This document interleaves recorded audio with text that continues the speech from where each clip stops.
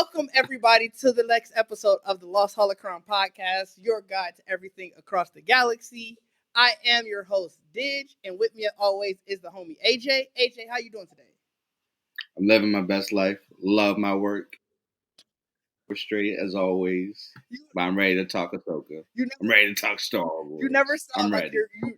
That's legit. So, look, being 100% honest, I love my 10-hour job. Okay. I'm glad to hear it then.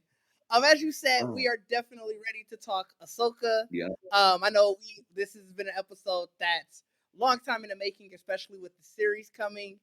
But first, we got our first open world Star Wars game, and I think we definitely have to talk about it. Ubisoft has blessed us with Star Wars Outlaws, and this game looks fire. Yes. So if you haven't seen it already, during Ubisoft Summer Games Fest presentation, they gave us first the just sort of teaser for it. I think the teaser was during Xbox. And right at the end of it, they gave us the treat of saying, tomorrow is Ubisoft's presentation, and during that, you will get gameplay footage. And biggest surprise right there. That was the biggest surprise. Yeah, I did not see that coming. The fact that they had already, I thought all we were getting was the teaser trailer. So the fact that they're already giving us gameplay footage, and obviously the game isn't slated to come out until, it just said 2024. We don't necessarily know when, but the fact that they're already to the point where they feel comfortable showing off the game, it's got to be coming quicker than we think. I know I saw you say something about end of 2024. Yeah, I said quarter. I predicted quarter 3 of 2024. Okay, I'm hoping quarter 1. I'm not gonna lie. Give me a you and me both. You and me both. Give me another drop around the date like how Jedi Survivor did this year. That April drop, end of April, early May. I'm happy with that. I mean, the storyline looked crazy. We don't know They also said that they were planning on doing a Star Wars game. I think it was every 6 months or maybe every 4 months. That they plan on dropping a Star Wars game. Starting now. There's no way that's starting now. That has to be. That's what they said. Outlaws and then whatever 4 months from there. I'm not thinking. Look, that's what I heard. I'm about to look it up again. Hold on, Star Wars. That would legit mean that if Jedi Survivor came out end of April, early May, if they're saying every let's say 6 months. No, yeah, it's releasing Star Wars games every 6 months. So that would mean end of September, going into November, we should have a game coming out, and we don't have no notification of a game coming out. Also, keep in mind that this does include mobile games as well, not just AAA games. We have a mobile game coming out. We have one, I'm pretty sure. I do remember the one we talked about last episode, but I didn't think that it was it. The way it sounded. Oh, I forgot I'm sharing my screen. I cannot do this. The way it sounded. It didn't sound like it was coming out fairly. Well, I guess it's 6 months. When did Jedi Survivor come out? That came out 2 months. April 28th, I believe. So May, June, July, August, October is the next time another game will come out. Whoa, supposedly come out. Right. So maybe that's when that mobile game will come out, or something else. Yeah, I guess you could be right. And that might be rushing into things, maybe, if they're doing it every 6 months. Every year might have been better, but I ain't gonna lie. I'm not gonna complain about more Star Wars games. Yeah, I ain't gonna lie. I ain't gonna complain for every 6 months. Yeah, no, you're absolutely right. So, Outlaws. Let's talk that. All we really know so far is that the main character, she's a smuggler and thief, and it's open world. Her name is What are your thoughts? So the main character is K-Vess, and she's going to be played by Humberly Gonzalez. Is it Gonzalez? Okay. Gonzalez, yes. So I like this. I like that we're getting a person of color as the main protagonist, much like in Mhm. Battlefront 2 with Iden. Yes. So that's also something cool. But there was a report that there's been a lot of criticism. I'm gonna put quotations to that. Criticisms with the people of color being a main protagonist in a Star Wars game, which isn't surprising. Yeah, I Yeah, was gonna say, I'm not surprised, but it also, I'm gonna be honest, it doesn't make a lot of sense. Like I saw a lot of that too, where there were people like, oh, it's been all women and people of color yeah, recently. it's The very most recent game was a white dude as your protagonist. they can't be happy. What They are we can't. talking about here? Like, it it always amuses me about how mad someone really gets because the person that they're playing doesn't look exactly like them. That's just never been an issue for me. I guess it's because there's always been a white protagonist, and they just don't want that to change. Yeah, But, I mean, you're probably but right. look It's at this. there's Look at this. We got Battlefront 2, which was very successful. We had the Andor series, which was very, very, very successful with Diego Luna, yeah, who was fantastic in that. So there's a good market right now for POC as the main protagonist. So and that's the thing. These people, they'll complain, but they'll still play it. Like the complaints where people didn't like yeah, Battlefront 2 was never about the game itself. it was People about the hated EA, race. yeah, for their microtransactions and all of Yeah. that. Like, so it's if you're getting good content, why do you care that much? And like you said, it's definitely some racism involved, no sexism, all of that jazz. Mhm. I'm here for more Star Wars games. Yeah. I don't care what they say. So I'm definitely excited for this one. The game, like I said, the gameplay footage looked amazing. Beautiful. If I didn't think the video would get struck down, I'd have us watching that as we're talking. But look, this video would never make it that far. Yeah, it's true. So I definitely, if you haven't watched it, if you haven't seen the Ubisoft presentation, you don't necessarily need to watch the Xbox one because the Ubisoft one goes way deeper into that. Definitely check it out.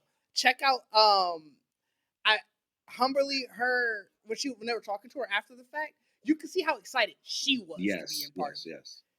So like I'm super excited for that because she looked like she was ready. I think she was saying that she's about to get right back into it right there. Hmm. And just how much fun she was having doing it, that's only gonna give a good product.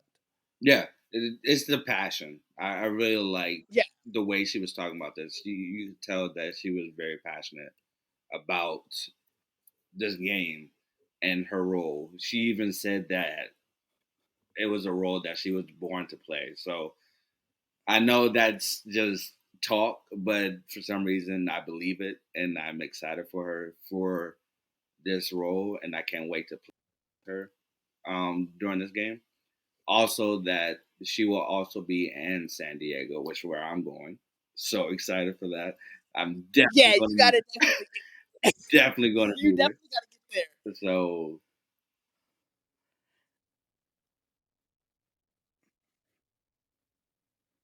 world Star Wars game since the beginning, and I finally get it out of nowhere And too. the open world looks crazy. Like obviously there was some cinematics in it, but from her leaving on the speeder, getting to the ship, and getting in outer space looked so fluid. Looked Yeah. so like it didn't seem like there was a lot of load screens, if there were any. Well, And I would say hidden low screen was like the clouds going mm, to outer space. So that is something that I think is very creative to use a loading screen because it just seems seamless in a sense. So yeah, it's incredible. It's incredible. no, you're not wrong. And like I said, the only part I didn't like, and that's just because I'm horrible at space battles, is the ship part because I'm so bad. So it's like it's One two. I hated that in not, Battlefront 2, and I was like, yeah, I can't do so this. like But it's not even that it's not fun. It's just I lose at that I so suck much that at I it. just get frustrated. I mean, like I said, I definitely can't wait for that to come out. I'm super excited to dive deeper as we get more information from it. Um, and say what you will. I know a lot of people have a love-hate relationship with Ubisoft. I enjoy a lot of their games, so I'm excited that they're the ones doing it too. Mm-hmm. Yeah, that's the same for me. I am one of my favorite franchises is Assassin's Creed, which is also by Ubisoft. So for them Right. to work on the Star Wars game, which is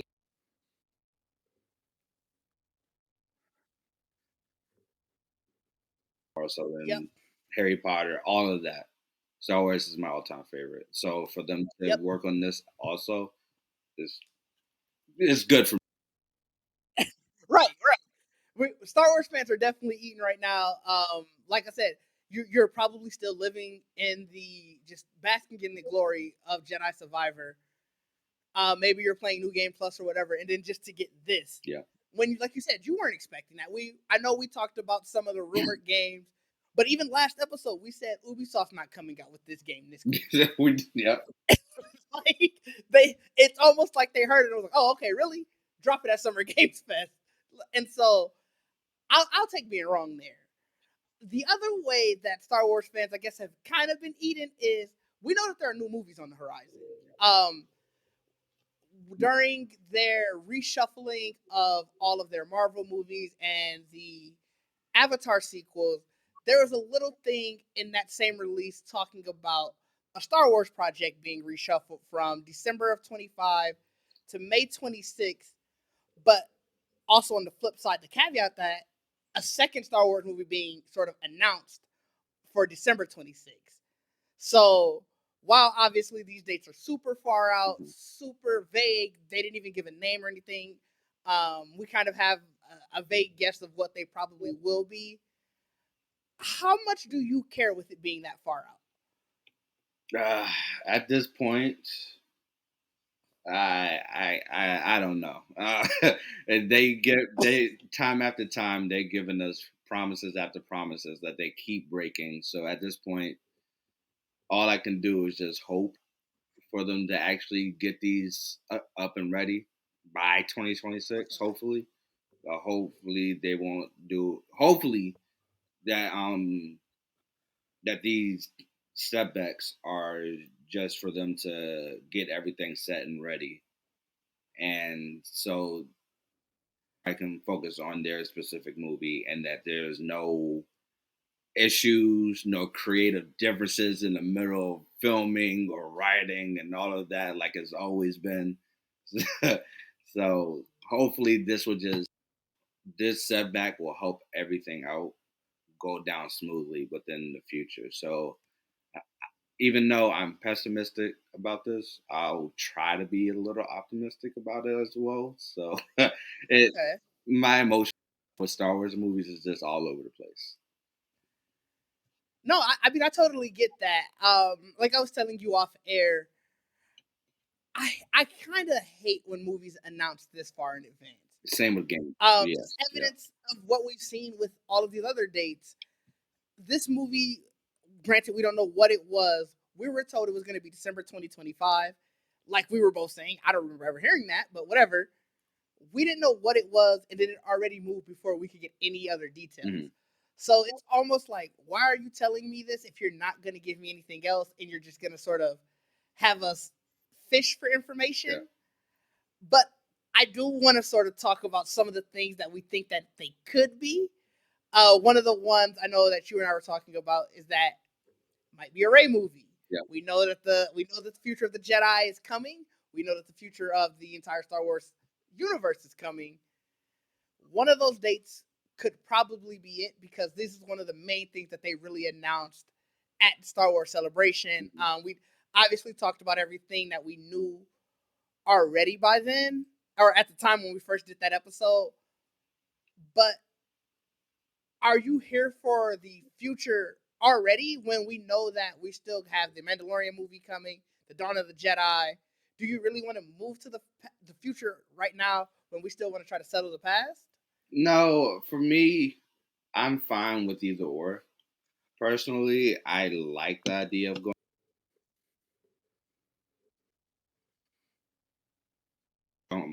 anything at this point. It just needs to get away from the Skywalker saga, because at this point it's just getting a little too repetitive. Even though I do like all the stuff from Mandalorian, I do love all the stuff what Dave Filoni and Jon Favreau are doing with their series stuff. I just need Star Wars films to feel more refreshing now for the future, and also the past films that we're going to get as well. So if we can get the mold of 2 eras at the same time, and they focus on those 2 eras to like spread out across the films, I would love that. I just don't need them to focus anymore on Luke Skywalker, Anakin. Even though I love this character Ahsoka, I hope they don't touch on her anymore. I just need them to focus on whole new characters and just whole new stories for Star Wars from now on, with the films, I should say. That's fair. Now, I want to personally touch on the one that I hope that at least one of these 2 is going to be, and that's the Dawn of the Jedi. Mm-hmm. I think we talked about it at length during our first episode, but I'm really, really excited to see what they're going to do with the Dawn of the Jedi. Like, obviously, we have the comic book cover up. I think that's sort of around where you need to use inspiration. I know James Mangold said that his inspirations are Ben-Hur and the 10 Commandments. Yep. So that's interesting. I like that he made that comparison, because that is like the beginning of Christianity, to say, so to speak. I would say a little bit, and just like with Dawn of the Jedi, that's the beginning of what the Jedi is and how they're made to a certain degree. So I like the 2 comparisons, especially when he talks about Ben-Hur. I really like that a little bit. So for them, I'm gonna be honest, I had never seen Ben-Hur. So, watch it. I'm not gonna say anything on it. Just watch it. Okay. I love it. So I really do like that comparison, especially since Star Wars, we're going to get the birth of the Jedi and stuff like that. So I really do like that comparison. Yeah, like I said, I think it makes sense. To your point of it being the dawn of Christianity, the dawn of basically, if you want to call it modern religion, whatever. Mm-hmm. I should say that instead of Christianity, because Christianity has been before that anyway. Yes, I knew exactly what you meant, though.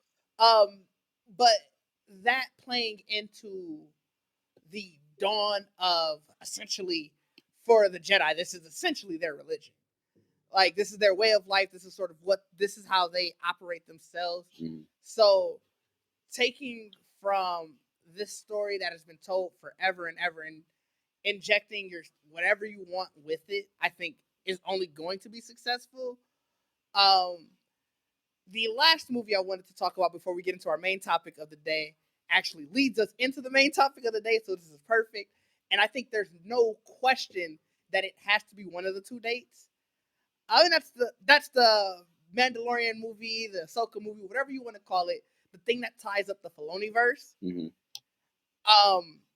I think there's no question that it has to be one of those 2 dates, because let's assume Mandalorian season 4 comes out 2024 now, late 2024 going into 2025. Yeah. Obviously, the writer's strike kind of throws all of this in loop, but just sort of a rough time frame.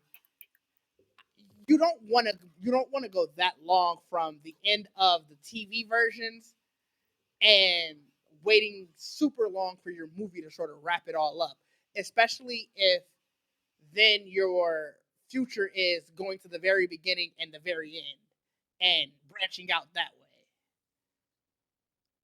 way. And for me, yeah, like you said before, the writer's strike just messed up everything. I'm not going to complain about that, because the writer's strike needs to happen, and it's very important right now for the film industry. Definitely. But it's just going to make it longer for, especially since they're saying that Mandalorian season 4 was supposed to begin filming in September.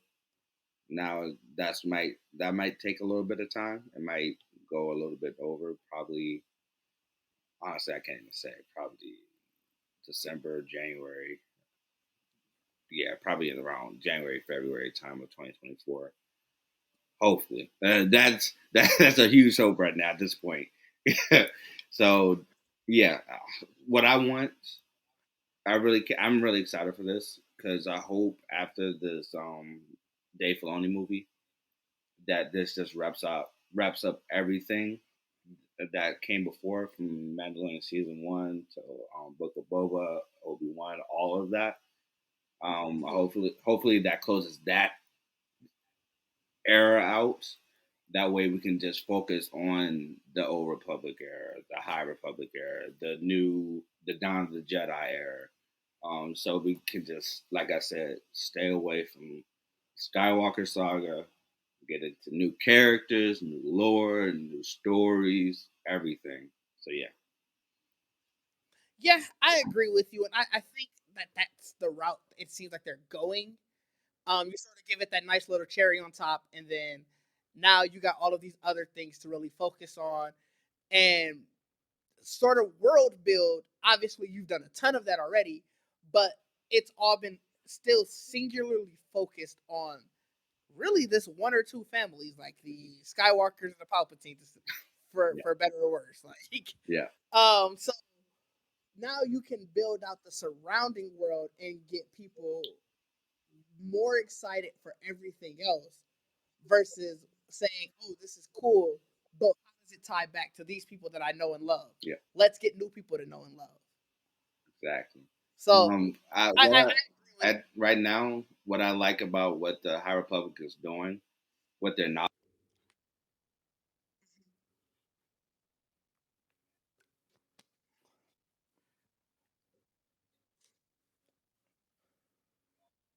going through now, people are Sure. getting back into the High Republic era, and a lot of people have favorite characters from that specific era now, favorite stories, because they're doing a lot of good things with the High Republic era at this point. From the comics to the novels, there's a lot of great lore that they explore. There's a lot of good stories that they've been writing. So hopefully they can keep that team up within Lucasfilm and to the movie space. So hopefully, because I'll be honest, the High Republic era is my favorite era right now at this point. I like it. That's fair. It's great. Yes, I love it even more so than the Age of the Rebellion. I love it more than all. I'll be honest. I like it more than Clone Wars, Rebels, all of that right Ooh, now. okay. And that I know that is a tough thing to say at this point in time because Clone Wars is one of the greatest animated shows of all time. No, I mean I'm here for it. The High Republic has done some great stuff. I definitely can't wait to that episode where we just deep dive fully into the High Yeah. Republic. I agree with you. I think there are a lot of people who are either seeing Star Wars for the first time through that, or Hmm. just like you said, returning through the High Republic. And I'm excited that it's sort of getting its moment and branching out into other areas. Like obviously, we saw a glimpse of it in the Jedi Survivor. The Acolyte seems like it's going to sort of bring it into live action. Um, the books and comics are all going crazy, and I just sort of hope it continues. And helps bring more people in for people who don't necessarily read, which is horrible to say, but for people who don't necessarily read comics or books, I hope that they do get the chance to explore it through other mediums like movies, TV shows, animated, whatever. Just sort of, I it's sort of Star Wars at its peak right now, and I think we need more of that before we can just obviously go into anything else. Well, what I like right now is that they are working on the series with the Acolyte, and that's within the High Republic era. So I'm gonna need people to watch that. That way, it's very successful, and we can get more series within the High Republic era.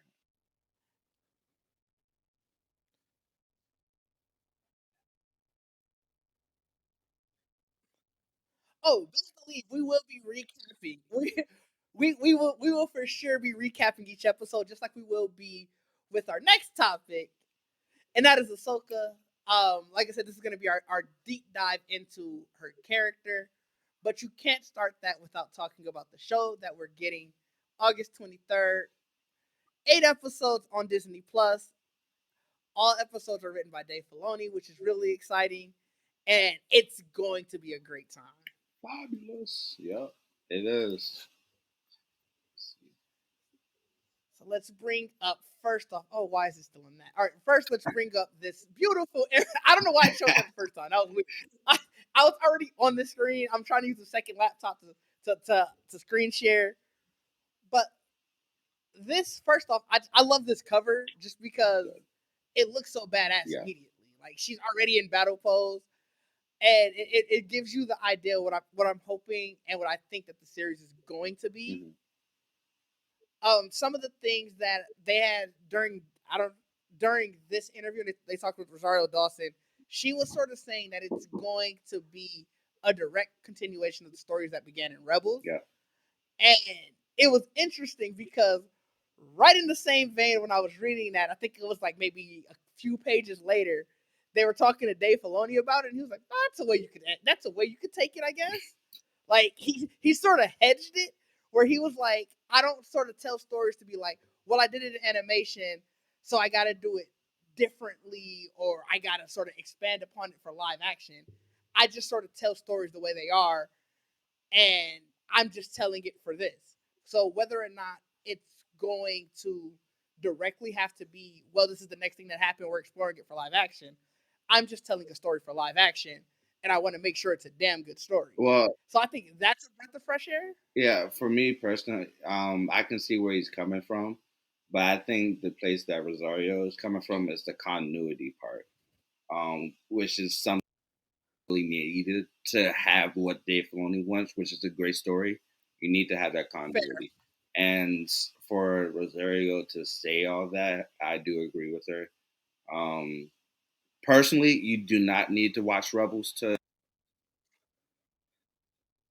I would say, but if you want to like actually get introduced into Ahsoka, you should start with Rebels and onwards.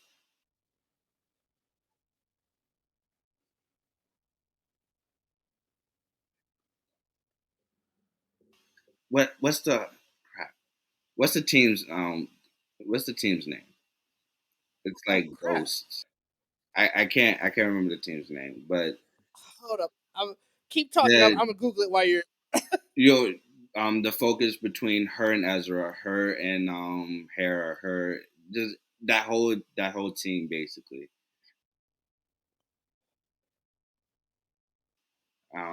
So yeah, def you don't have to watch Rebels, but if you want to understand everybody's chemistry with one another, definitely watch Rebels first before you watch the series. It's And definitely to be fair, I think that's sort of why he wanted to hedge it mm, by saying it's sort of told one way or the other, because I don't think he wants people to feel like they have to necessarily do homework. At the end of the day, he still wants people to see this story. yeah, for sure. Now, yes, you are 100% correct. You should watch Rebels. You should watch Clone Wars, or keep listening as we do our deep dive into our character. We'll give you all the hits you need to know. But I definitely agree with you in the fact that that's going to only give you a deeper understanding of her character. You just said that. Yeah, I wanted to answer your point. I did have it.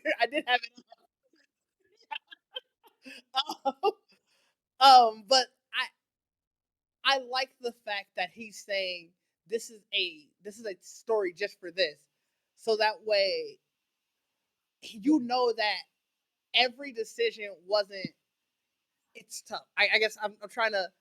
I don't want to say every decision wasn't made in disregarding the other thing, but he wasn't afraid to take risks, I guess is the best way I should say it. Well, I would say this. He definitely had freedom into writing the story. I would say that. And for him to have that freedom, he didn't really necessarily have to like truly like focus on Rebels to make the story. Even though he knows the characters inside and out anyway, he Right. really didn't have to like truly focus on Rebels to create the Ahsoka story. But since he understands the dynamic and chemistry between all the characters anyway, I understand what he's saying. But if you don't understand these characters and dynamics, it'll definitely be hard to say that it'll be easy to follow. I would say. Look at the Marvel movies. Kevin Feige says you don't have to watch the series or previous movies to actually enjoy the movie you're watching, which is Fair. true. But if you want to understand all the nuances of the characters and all the chemistry between all the characters and all of that, you definitely need to watch those movies and those series to understand the chemistry between all of them and the dynamics. So for them to, I was to say this, if you watch Ahsoka by itself, you'll definitely have a good time. Is what Dave Filoni is saying. You don't have to watch anything else. Right. Basically, you'll have a good time. That's all. Which I don't think is wrong. I mean, I want to pull up some of the pictures that they showed during the same interview. This is a badass shot. Oh God, Mama Ahsoka, This shot Mama looks Ahsoka, fire. Mama Ahsoka, right there. I love it. Like this, I want to see what scene this is built around. Because even the look on her face, like she looks like she's ready to fight. So I obviously we know that the gist of the series is her trying to explore the looming threat to the galaxy, Mm-hmm. which we know is Thrawn.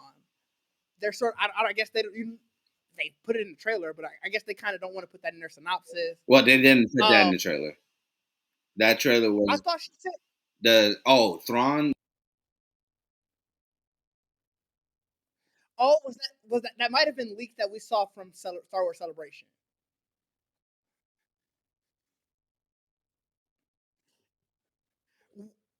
If you've I'll been rewatch it following after along, this. yeah, if you've been following along, for sure you know that Thrawn is coming. Yeah. I mean, we had his right hand man in the last season of The Mandalorian, so you know for sure that he's coming. And from her last appearance in The Mandalorian, we know that she's looking for him. So that shouldn't. Hopefully, that's not a surprise for you. But if it is, I'm sorry for the spoiler alert. Well, Mandalorian season Uh, 2, she did ask I forgot the I forgot her magistrate. The name. magistrate. I think that was it. The magistrate. Yeah, they might not have given her a full name. They might have just called her the magistrate. Yeah. The lady who had the metal staff. The yeah. Beskar staff. There we go. Yeah, that's a better way. Yeah. So the other thing I wanted to definitely highlight with this is how much care that Jon Favreau and Dave Filoni are taking with the characters that they didn't already create or sort of have the backstory for. Mm-hmm. The fact that they're bringing in Timothy Zahn to consult on specifically Thrawn because they want to make sure that they're going to get it right is just heartwarming. Like when I read that, I was just like, we are in for such a treat because they're making sure that they don't go against something that's not even technically canon anymore. But they want to make sure that essence is felt. That's heartwarming. Like that's giving me so much confidence. Technically, it's still canon. Well, it depends on which trilogy you're talking I thought about. It depends on which trilogy you're talking about. Because Timothy Zahn did both of them. That's fair. I assumed that they meant because of the Heir to the Empire quote and all of that. I assumed that that's the one they meant, which I think is technically not canon. But like to your Yeah, point, that's not canon, but everything else, treason, alliance, yeah. that's all canon. Yeah. So yeah, either way, if you're to the point where someone could say that Dave Filoni is your, I guess, guide to Ahsoka, would you argue to say? I don't know if anybody's gonna ever say that Timothy Zahn isn't the same for No one should argue Thrawn. that. No one should argue Like, that. it would be weird, but I mean, so I like that they're making sure that this person who is emblematic to that character is making sure that they got it right. Mhm. I can't wait to see his full look. Like, I that's gonna be great. see they gave the look out in Star Wars Celebration where it was leaked, but I Yeah. don't think that's the final look. Well, So that and it was very low res. Like the pictures. So like I remember seeing it. I discounted because one, it wasn't. Look at this shot. Like we didn't get a shot like this with him. So until we can get this something like this, or obviously during the season, I'm not counting that as fully seeing his look. fair enough, fair enough. The last thing I wanted to talk about before we get into Ahsoka the character is wrong shot. This shot. Aren't the Inquisitors supposed to be gone? What what are we looking at here? I will say this. We do go into the world between worlds. So That's fair.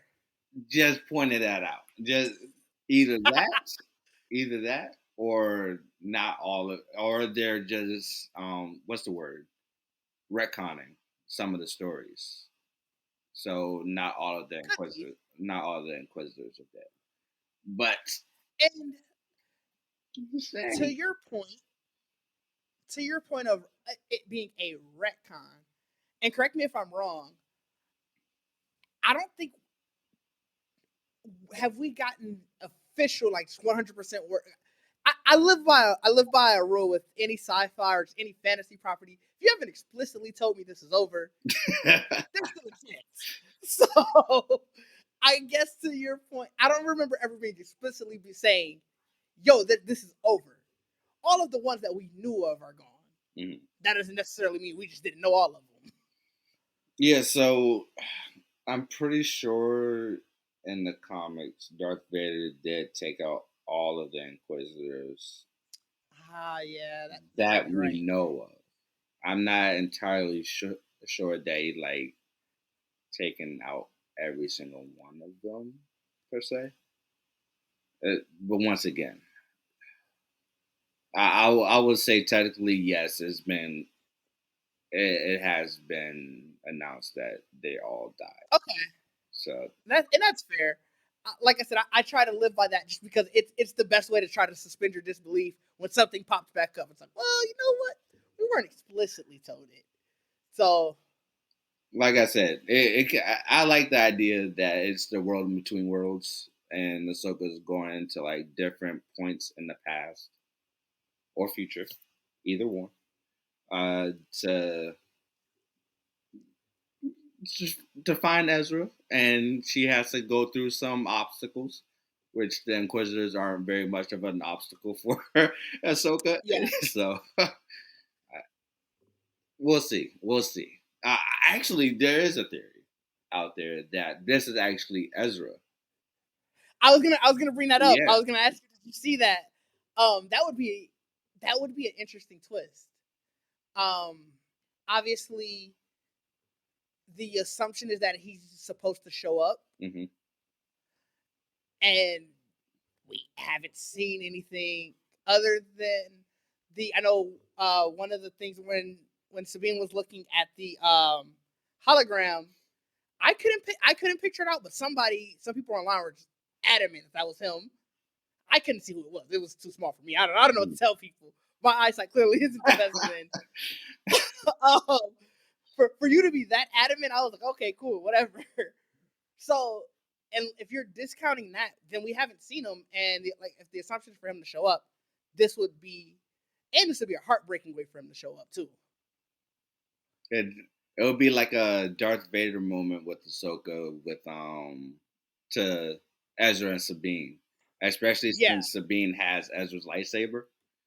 Right. And God, and they've been looking for him all over the place, and now he just turned to the dark side. And it actually been hinted that he would go into the dark side in Rebels. So there's another point where you should watch Rebels to understand that nuance. So there's that. No, yeah, you're not wrong. Like I said, I don't want to discount anybody away from watching Rebels to lead into this. Watch You Rebels. got That's what I'm 69 saying. days. Watch Rebels. Watch Rebels. You got 69 days. Watch it lead up to it, because even if you didn't want to watch it as homework, quote unquote, you're going to be missing out Just on watch it for great fun. story. You don't even have Yeah, to that's make what I'm it as saying. Like, homework. watch it. Yeah. Watch it to enjoy it, because it's a dope story that you would be missing out on otherwise. Yeah, I hate this notion that you have to watch something for homework. I really don't like that. If you're not into the story, no one's forcing you to watch it. Don't watch it. Just because you want to be a part of the.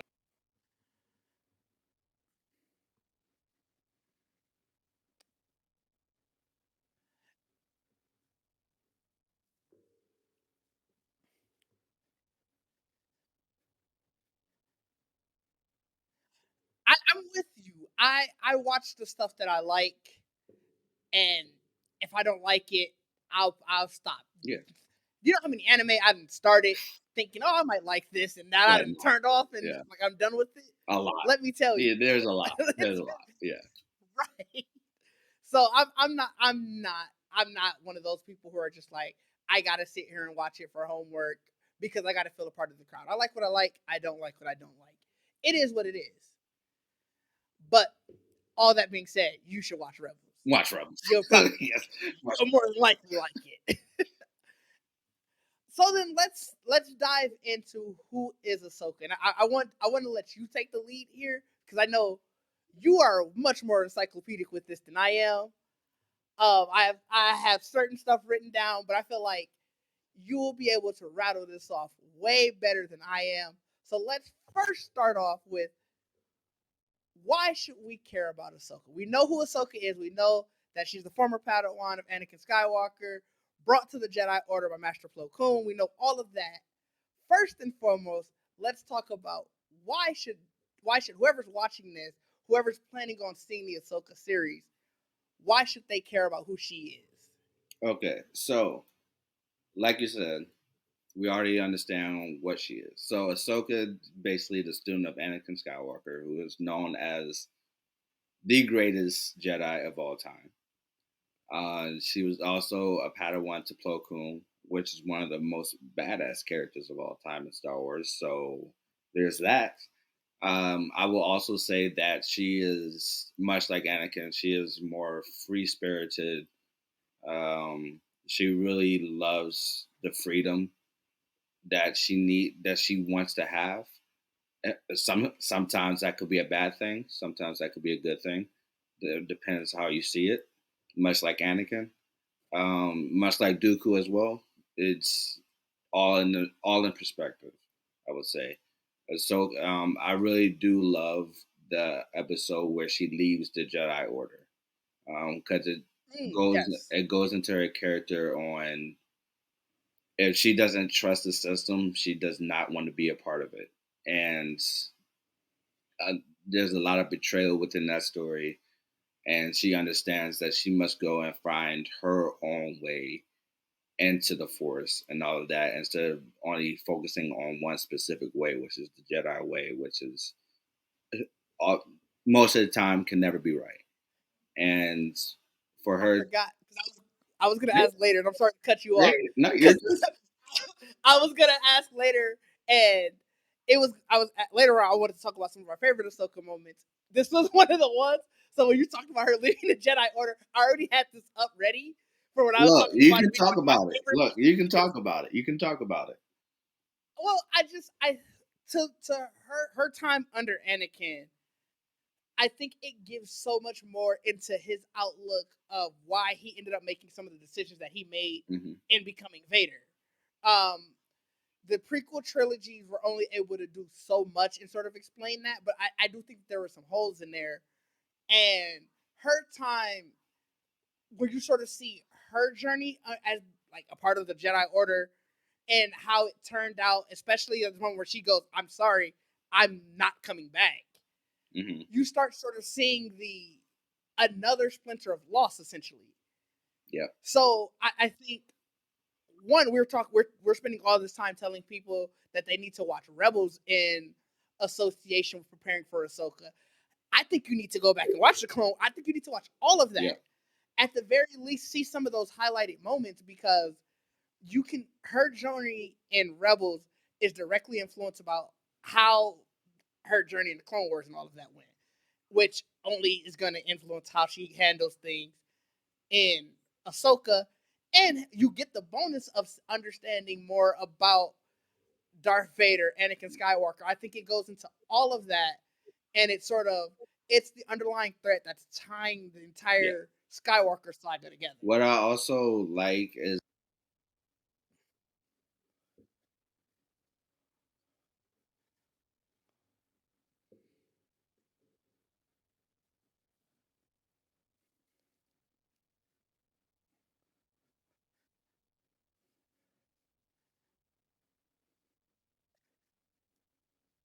Ahsoka, especially during that scene specifically. They talk about that Ahsoka can't trust the Jedi Order anymore, especially since they lost their trust in her with Right. no specific proof. So she says she can't go back into that order where they can't trust her or she can't trust them either. And we get to see that a lot within Anakin's progression, even later on after that. He just stops trusting the Jedi Order to get things done, basically, much like what Ahsoka told him during that scene. So I really do like the way that it parallels each other, and that Ahsoka's character was ahead of Anakin's characterization a little bit, but even so, Ahsoka's characterization went into another path, um, focusing on herself more so than Anakin, focusing on himself and his love for Padme and just wanted to get stronger. Ahsoka just wanted to find truth. Anakin just wanted power. Even though they had the same character journey, they went different paths. And I really do like that. Like I said, Ahsoka just wants truth within the Force. Anakin just wants power within the Force. Two different things, but they can also correlate at the same time, which is something that I really do enjoy.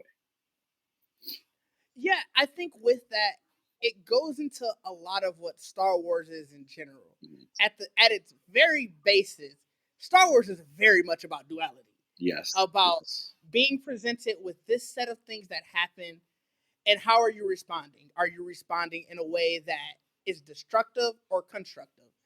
Mhm. And to your point of what you're talking about with Ahsoka and Anakin, their characterization and how similar it is, you sort of see the aftermath of going down a destructive path and continuing along that path of trying to always, at least trying to be constructive. Yeah.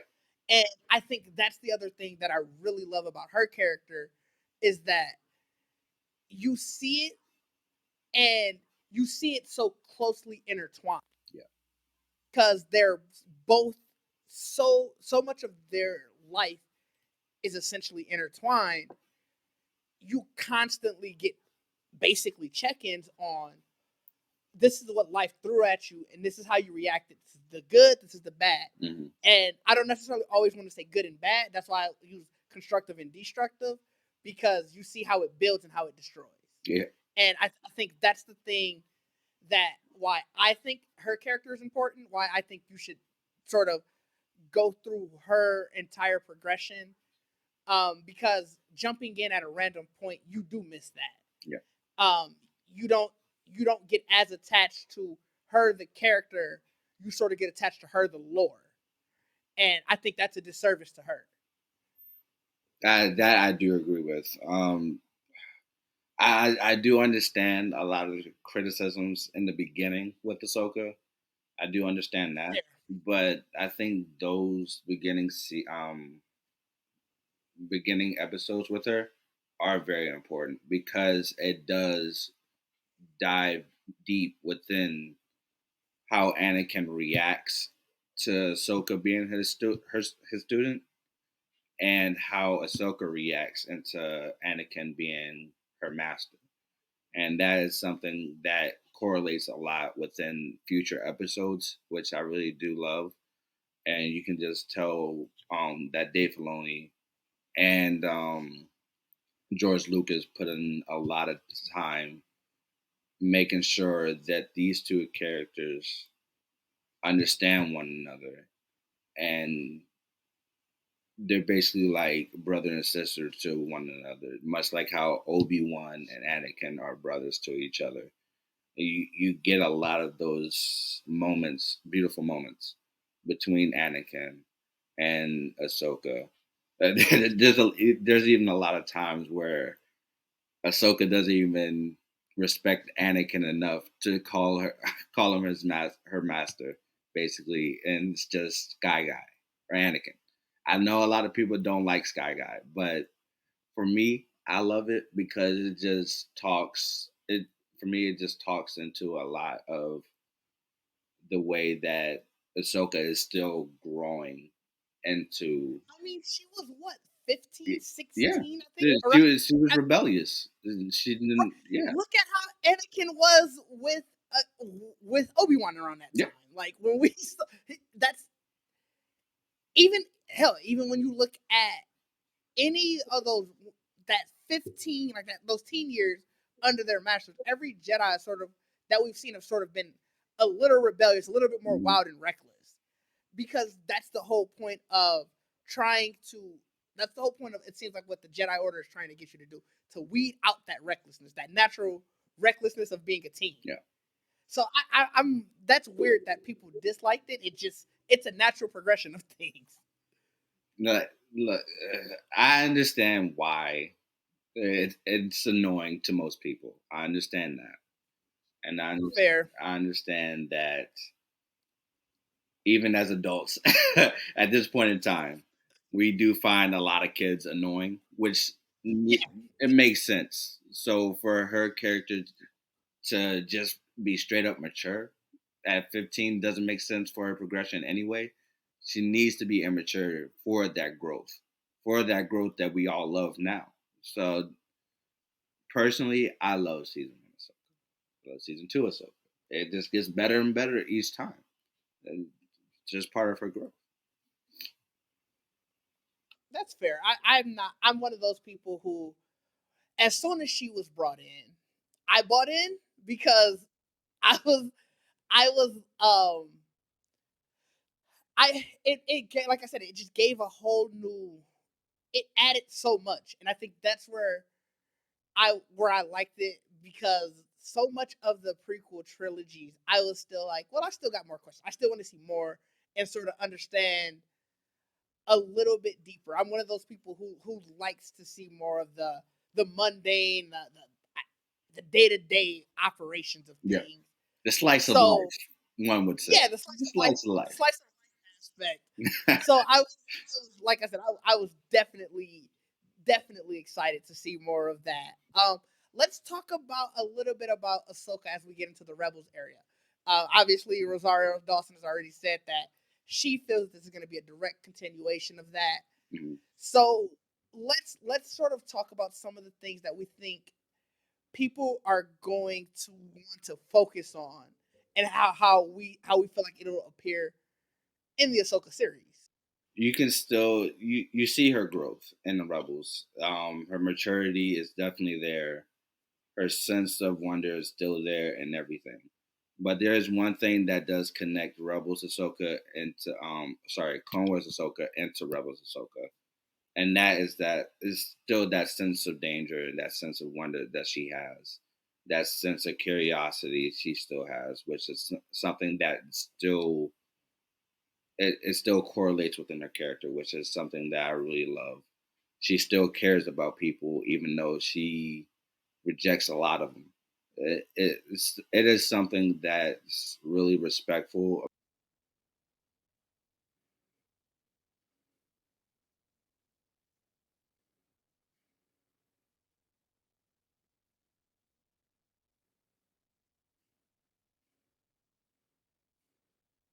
to so on and so forth. You see that progression through line within that. So the one most important thing I would say within Ahsoka's character is that she's still willing to fight, and I really do love that about her character, especially after the Clone Wars, where she basically given up on everything and just went into hiding. And I really do love that, and to get that characterization between that point and then Rebels, which I would say this, um, within Clone Wars and Rebels, we don't get that through line because nobody reads. I shouldn't say nobody, but not a lot of people read the books. Not a lot of people read the comics or anything of the sort to get that through line between Clone Wars and Rebels. So just to get her in Rebels, it felt a little off unless you read like the comics or even now. We have the animated series where they did touch on a few points.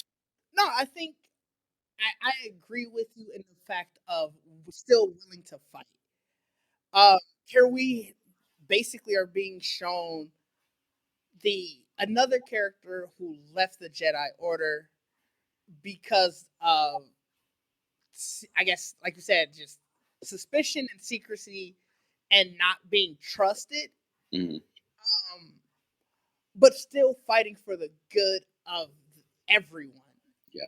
And I think that's really important to see, especially for Star Wars, because so much of Star Wars has been about if you when you leave the Jedi Order, it's because you're headed down a dark path.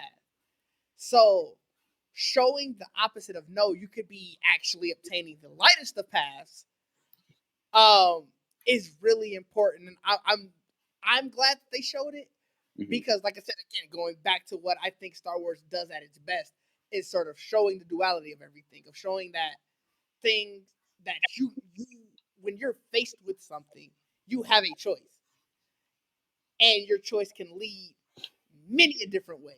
Yeah. Some good, some bad, some constructive, some destructive.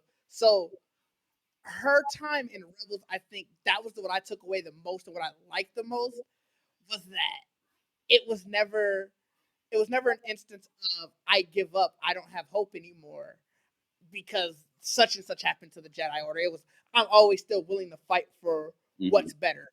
And I think from what we're seeing, from what we know from the Ahsoka series, what we saw from her in The Mandalorian, where she showed up, it's always still been about that. Her character is very much emblematic of the hope that's always there, and the fight for obviously for the better.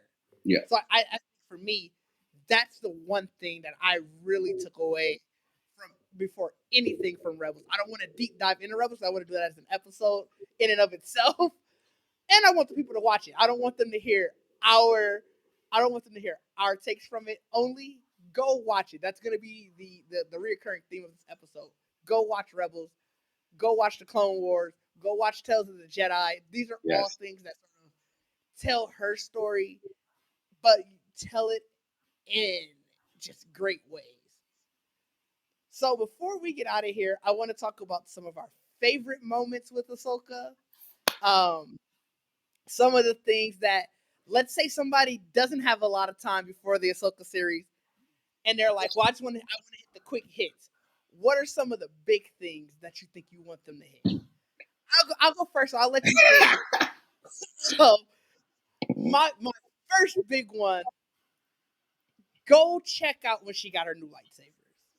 That's the first thing, because if you talk to a Star Wars fan long enough, you hear them talking about bleeding a kyber crystal from turning it from whatever color to red. You hear about that so much. And again, back to what I keep talking about all day, the duality of it, showing the purification of just going from red to white. It wow, like you definitely, if anything, go see that. Yes. I got more, so I want to give you one. I do have another one. Okay. For me, the most badass thing that ever happened in Star Wars. Greatest scene of all time. And that is the scene with not Star Wars, Jesus Christ. Ahsoka versus Darth Vader. When those two confronted each other for the first time, and when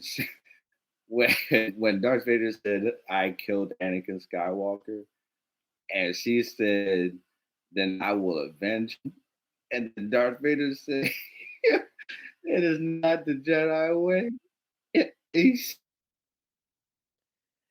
She said, "Oh my goodness, it gives me chills to this day." I am no Jedi. Greatest moment of all time. I just got it. It's one of the most savage lines of all time. It's so cool. Her duel with Maul was great. Like that's not my second moment. That was a great duel. But my second moment actually is during the Tales of the Jedi series when they showed the practice makes perfect. That entire episode, I don't even need to say moment because that entire episode was just great. From how it, from how they sort of showed the backstory to it of her going through that training, learning how to do that, into it leading directly into the episode was just like this is great. So you definitely got to watch that. It's episode 5, if I'm not mistaken. It might be 6 of Tales of the Jedi, but definitely watch that. Hell, watch that entire series. It's great. But that moment, I think just because of the continuity of it and how it went directly into the episode, it was up there for me. I was extremely sad. It was so freaking good. It was so freaking good. My other one is Ahsoka and Rex fighting off the clone army, and season 6 of War of 66. I gotta say that moment was off. Those I shouldn't even say moment. That whole episode was just very tense. From every clone was trying to kill them, and all they could do is just like stun them. They weren't trying to kill them at all, and they just survived a whole platoon. It just shows the it shows the intellect of Ahsoka and Rex. It shows their chemistry together. Yeah, I mean you're not wrong. That episode was great. So I think it's definitely a good moment to hit. I think I want to leave the people there. I want them to be excited and want more of Ahsoka, so that way they can be sort of incentivized to go in and start watching these things. Like I said, definitely, even if you wanted to start with um, Tales of the Jedi, you can watch pretty much from her birth. You can watch that, go into the Clone Wars, go watch her appearances. Well, first go to Rebels, go watch her appearances on The Mandalorian, and then you will be primed and ready for the Ahsoka series. Like I said, that is coming out August 23rd. I personally can't wait. I know AJ can't wait. I know there's a ton of people who can't wait. Um, like I said at the beginning, the Star Wars fans, we're eating right now. We are in a good moment. So I'm super excited. Right, right. So once again, this has been your episode of the Lost Holocron podcast, our deep dive into Ahsoka. Not necessarily the what and who, but more so the why you should care. And that's where I think I really wanted to hit with this. So I'm glad we were able to have this conversation. But as always, I am your host, Didge. That is the homie AJ. AJ, before we get out of here, I meant to do it last episode. I forgot. Please tell the people where they can find you. You can find me on Twitter, as always, at KNerd89. I'm always there 24/7. You can always, or you can find. That's Hey, look, it is what it is. Or you can find me on GeeksetPodcast. I do reviews. I'm gonna start actually doing more comic reviews for Marvel and DC. And I definitely get started on that before San Diego Comic Con. I need to get back into anime reviews and news stuff. So there's a lot I gotta do before San Diego Comic Con. So yeah, you can always look me up on Geeks Vibe Nation as well. perfect. And we'll make sure to throw that link down in the description. I think I did it last episode. I be missing a lot of stuff. I got to make sure I have a checklist next time. But until next time, we are out. Peace.